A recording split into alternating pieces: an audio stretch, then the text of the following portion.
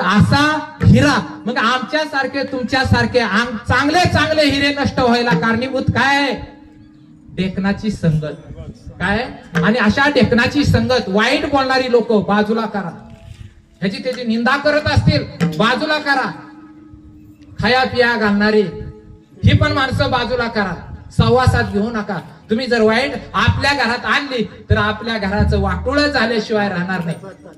कारण ढेकणाच्या संगे हिरा जो भंगला तैसा नाडला साधू कुसंगे नाडला.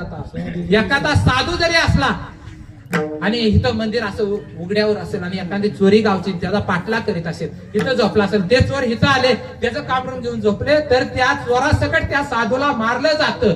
ही नुसतं नाडला म्हणजे त्यानं संगत केली नाही. पण नुसतं चोरी करणारी हरामखोर लोक त्याच्या येऊन नुसती पडून राहिली तर त्या साधूला काय